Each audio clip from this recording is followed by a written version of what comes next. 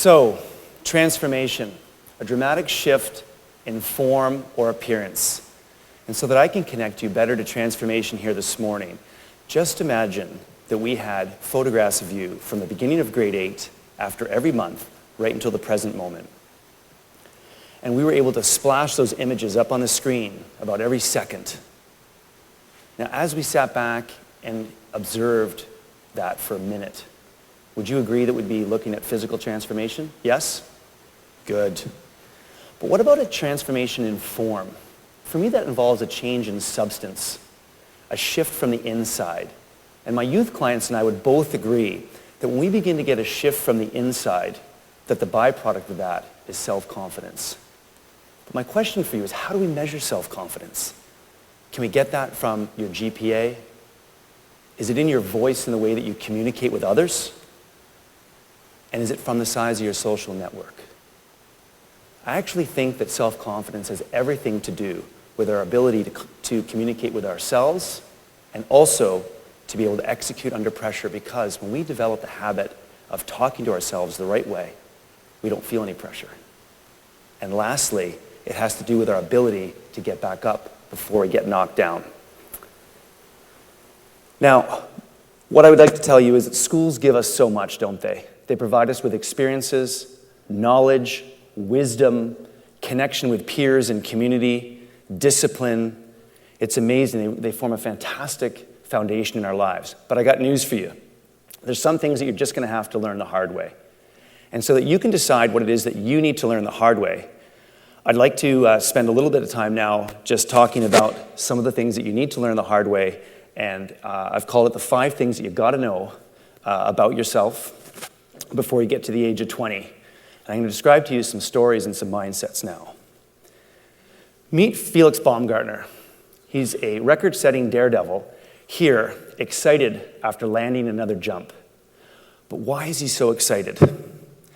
You may know that that landing emerged from this beginning, some 40,000 meters above the New Mexico desert.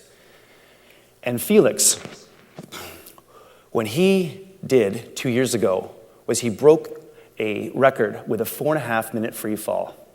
And in the process, he was able to break the sound barrier, becoming the first person to be able to do that. Yes, he left a sonic boom in his wake. And what's really remarkable is that Felix trained 5 years with nutritionists and physically for that one specific moment.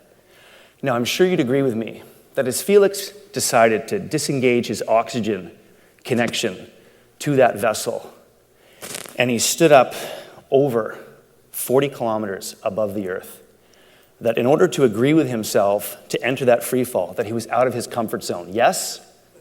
Absolutely. Good. Now here's the thing. Well, as I began to research Felix, there was one story and one line from his biography, in fact, that really stood out for me. And that is that Felix, when he was just a young kid, dreamed of flying through the sky. That's right. We have the privilege of human beings to make thought more real than anything else.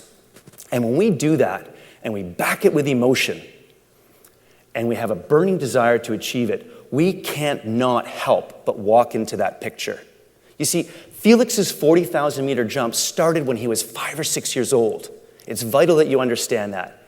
And slowly but surely, Felix agreed to get comfortable with discomfort. So Felix, in his teens, decided to learn how to parachute because of that vision that he had. And he joined the Air Force at the earliest possible time. And he made it a habit of getting comfortable with discomfort. And when we do that over 15 or 20 years, it simply becomes a skill or a habit in our lives. So again, I'll remind you, that 40-kilometer jump above New Mexico started with a vision that he had when he was a kid, an ability to develop becoming comfortable with discomfort as a skill. So let's make this real for you. What have you dreamed about since you've been a child? Have you forgotten about that? Do you not believe in that anymore? That's what's propelled everyone forward. I encourage you to hold on to that, to make it real for yourself, and then ask yourself, are you going to be able to get outside of your comfort zone to be able to achieve it? Mindset 2, you must fail forward. Meet Diana Nyad, the first person to swim from Cuba to Florida. And what's remarkable about Diana is that no matter how hard her training was and how difficult her encounters were on her swim, she replaced all negative thought, all doubt and uncertainty with 3 words, and that was find a way. Now, would the concept of failing forward make more sense to you if you understood that Diana failed 4 times on 4 previous attempts to swim from Cuba to Florida?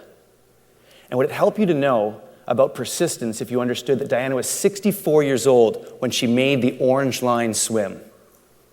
My question for you is, what did each swim teach her? Whether it was currents back in 1978 that took her in the wrong direction, whether it was an asthma attack that she couldn't control, or the adverse effects of jellyfish stings that left her numb, every time she unsuccessfully completed the swim, Diana chose not to accept it as failure. She looked at it as a temporary setback to learn from, and she did not quit. And that's just the thing. Maybe we don't learn this in schools often enough, but here's the reality. The most successful people are simply willing to fail the most. The people that influence you in your lives now, the great brands that you rely on, or the great companies that you can think of, they were all willing to fail their way forward to success. And when we're able to be vulnerable and fail and pick ourselves back up, be vulnerable again and fail and learn from it, we're on the pathway to success.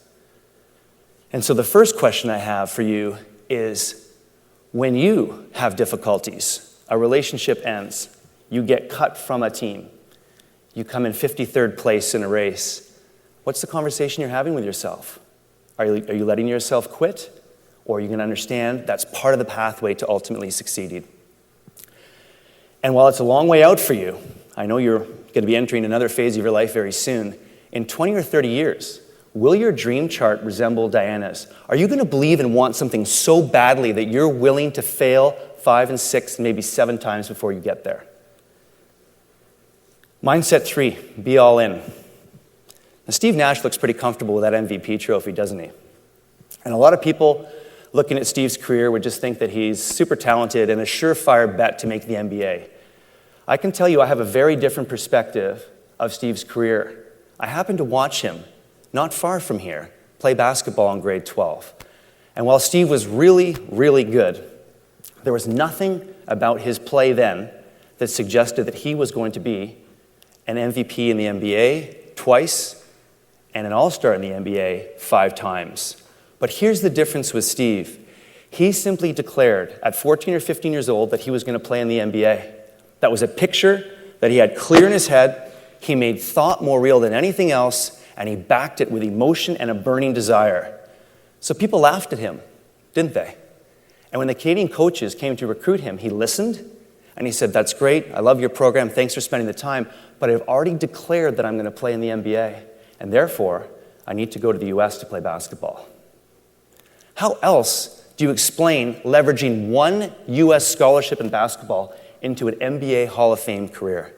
That's because Steve knew that belief always trumps talent. And here's our challenge, though, today. What stops us from being all in and focused? We live in the age of continual partial distraction, don't we?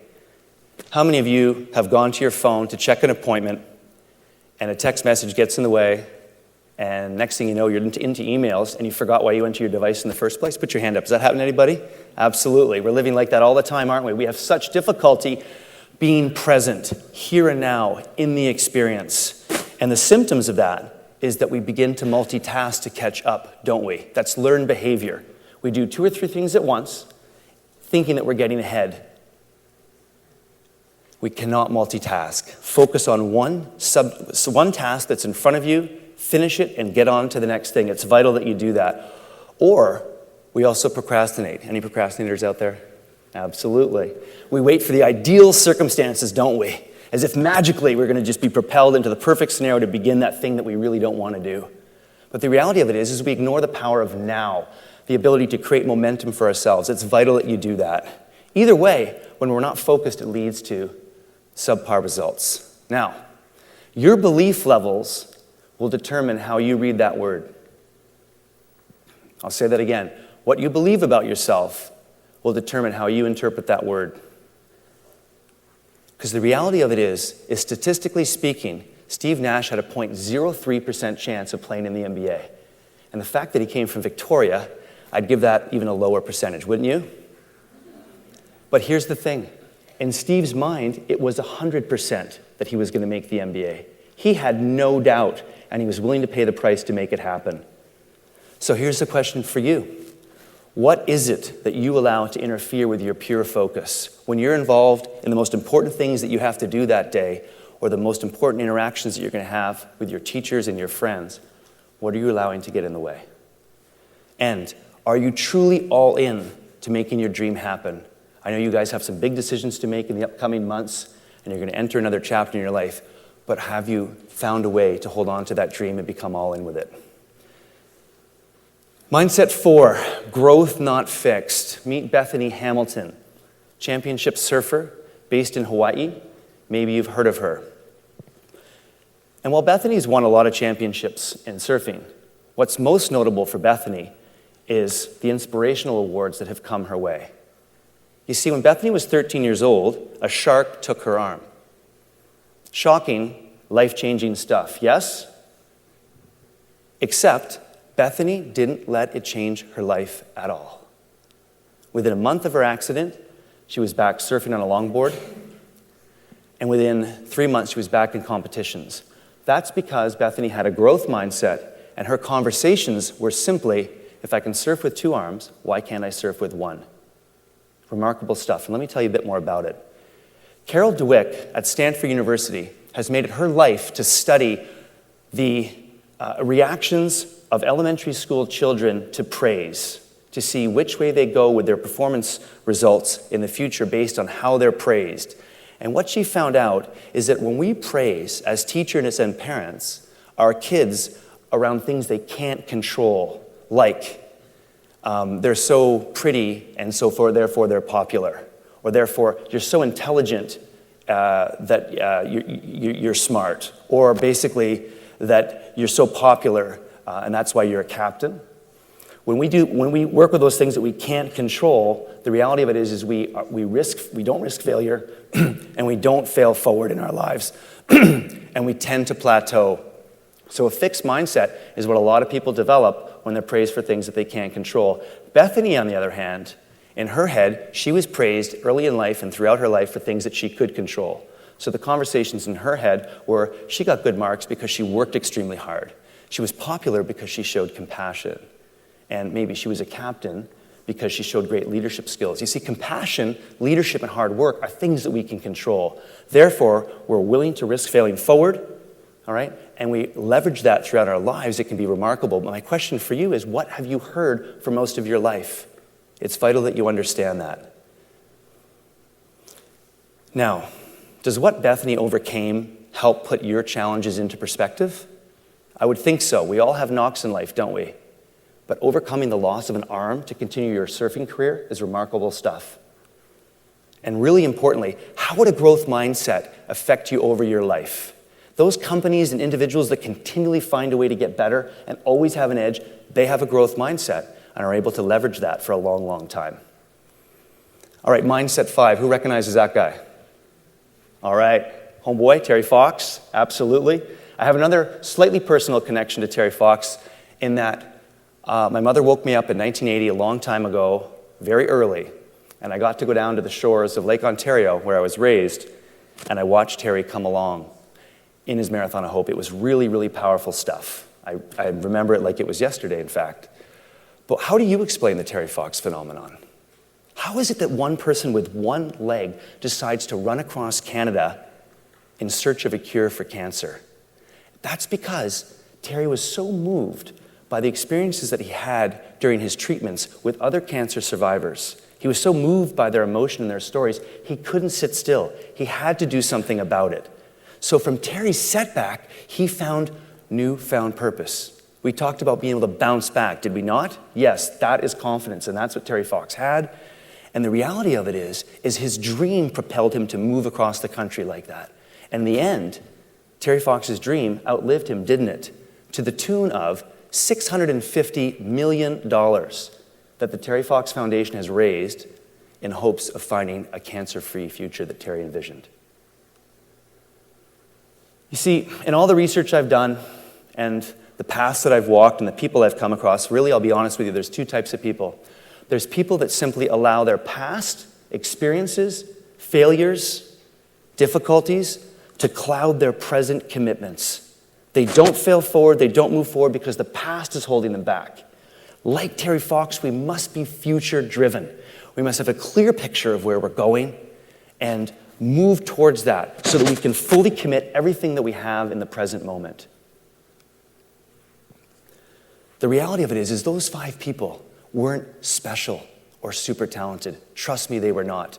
But they were able to transform their thinking to achieve their remarkable results and legacies in life. And trust me, that thinking had everything to do with the conversations they had with themselves. It had everything to do with executing under pressure because they don't feel pressure when they talk to themselves the right way. And they all repeatedly were able to bounce back once they got knocked down. And so, as you begin to consider moving on to your next phase of your life, I know that's coming for you and a very important part of time for you, it's vital that you understand that you must get comfortable with discomfort. I implore you to commit to failing forward. That's the only pathway to true success. That you attain focus over your most important tasks and you become all in towards your dream. You develop a growth mindset and understand what you can control and leverage that. And absolutely believe in your dream. That's the only thing that's propelled any great company or individual forward. And when the struggles emerge, and they will, there'll be times when you will not feel like continuing. I encourage you, no matter what you do, find a way. Thank you.